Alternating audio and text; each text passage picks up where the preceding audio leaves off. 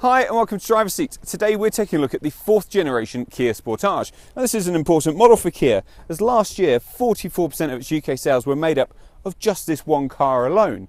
So we've driven it from the UK to snowy Switzerland to see what the fuss is all about. Well, let's find out. So the Sportage is offered in 7 trim levels, 1, 2, 3, 4 and 5, while there's 2 sporty versions, which is the GT Line and the GT Line S. There's then 6 engines to choose from, 2 petrols and 4 diesels. The petrols are a naturally aspirated 1.6 litre and a 1.6 litre turbo, while the 4 diesels are made up of 2 engines, a 1.7 litre and a 2 litre, each of which are tuned to 2 different levels. Efficiency across those engines range from 37 miles per gallon to 61 miles per gallon, and CO2 emissions of 119 to 177. Most versions come with a 6-speed manual gearbox, while there's a 6-speed automatic for the 2-litre diesels, and the rest of the range is offered with a 7-speed DCT automatic. The Sportage is available with either front wheel or intelligent all-wheel drive.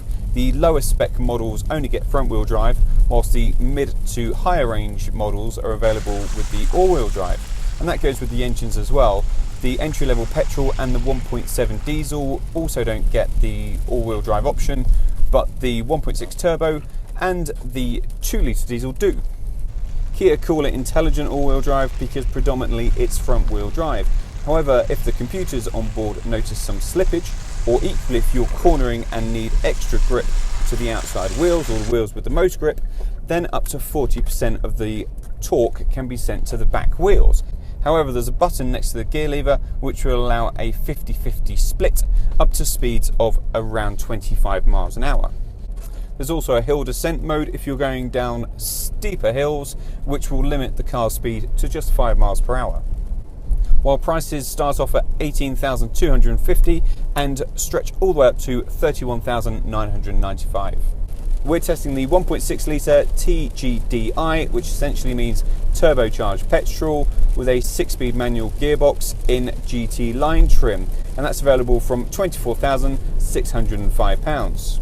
Other than the GT Line badges, you can also tell this car apart by its 19-inch alloys. Its front and rear skid plates have been finished in silver. There's a black gloss grille and some satin finishes around. Well, on the inside you get a few more GT Line badging. These leather seats, a flat bottom steering wheel, stainless steel pedals and this dark headlining. This Sportage also gets climate control, satellite navigation, Bluetooth, USB connector points, while there's plenty of safety equipment as well, including lane departure assist. It's been a real surprise to me how well the Sportage handles. It turns into a corner really keenly and then grips on for dear life. It's very, very impressive. There's a small move in body movement as you enter the corner, but from then on it stays really flat. It's very trustworthy. However, that excellent sporting isn't ruined by a hard ride. Yes, there's a little bit of firmness with the big alloys, but it's really generally very comfortable. On our long journey from the UK to Switzerland on the motorways, it was a really comfortable companion. The engine develops 174 brake horsepower and 195 pound-feet of torque. That's enough to get this thing from 0 to 60 miles an hour in 9.2 seconds. And the power delivery is really consistent, mainly down to peak torque arriving at 1500 revs per minute and max power topping out at 5500. So you get a really linear power band all the way through. Okay, it's not explosive, but it's really smooth, comfortable and reliable. Mid-range torque is good, and that means pulling out of slower areas, you don't need to do too many gear shifts to get this thing moving. Actually, on the motorway you can sit in 6th quite happily for long distances, even if you're wanting to pull out and overtake something or speed up having been delayed on your way. The gearbox is also pretty impressive. There's a decent throw to it, so with my elbow rested on the armrest, I'm actually not having to move far to change between 3rd and 4th. It also feels high quality. It's got a really nice fluid motion and it clunks into place very nicely indeed. It'll return 37.2 miles per gallon, which means it's the least efficient engine available and emits 177 grams per kilometre of CO2. Over our 600-mile journey so far, we've averaged just under 28 miles to the gallon. The steering's got quite a medium weighting to it, so it's not too light and not too heavy, and generally it's pretty consistent. That's actually better the harder you push it. Once you're on some twisty lanes, it really comes into its own. Okay, it's not sporting and there's no particular feedback, but again, it's very, very reliable and will go precisely where you've asked it to. On UK motorways, there's not too much wind noise. Once you get onto the French motorways, which has a higher speed limit, there is a little bit of wind noise coming in, so around 80 mile an hour. You also get some suspension noise over expansion joints on the motorway, but generally refinement's pretty impressive. The engine's also particularly quiet, even if you're pushing it hard, and particularly when you're just cruising along. It's quite easy to get comfortable in here. There's a pump lever to adjust my seat height and a rotary dial for the backrest. There's also an electronic lumbar support. The seats are comfortable and supportive, and I have a good view out, and that's all round. There is a slightly larger rear pillar at the back, but there's a reversing camera and parking sensors. The instrument binnacle is very simple and clear. There's a speedometer and a rev counter, and between the dials is a trip computer, which also doubles for satellite navigation, information and stereo. The dashboard is neatly designed, simply laid out and very easy to use. There's a 7-inch infotainment touchscreen system which is high up, which is good for your visibility, while below that are the controls for the ventilation. There's also heated seats. The interior feels well made. The high-up plastics are soft or wrapped in leather, while there's harder ones well down, but they feel decent and pretty robust. You also get contrasting stitching and black gloss finish.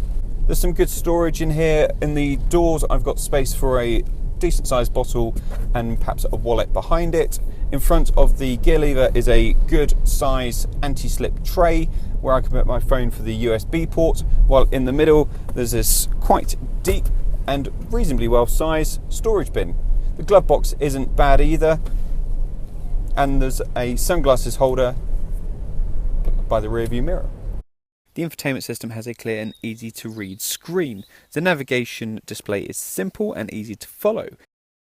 However, the drag function isn't quite as usable as some of the pinch and large drag systems.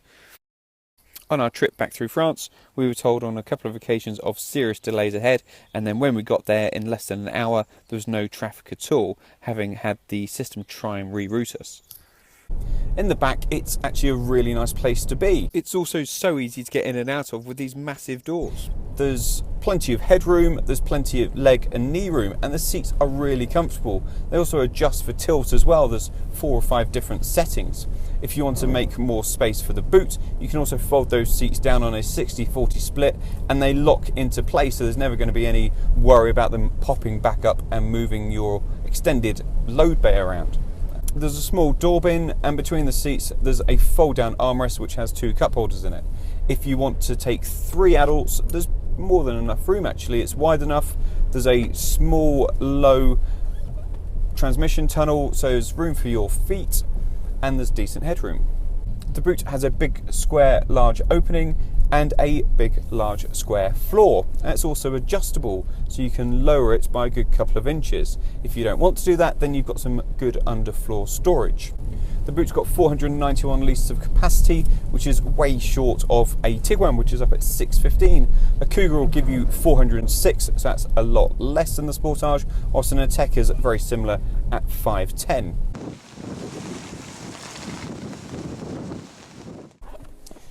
So we've driven from the UK up the mountains in Switzerland and then back down to a stormy Lake Geneva, and the Sportage just hasn't let us down at any point. It's dealt with horrible weather, it's taken all our stuff, we've been comfortable, and it's got through those slippery, snowy conditions. That's very, very impressive. Thanks for watching Driver's Seats. If you've liked today's video, remember you can subscribe for free to our YouTube channel, and let us know in the comments section below what you think of the Sportage. Also, you can visit our website for the latest car news and reviews.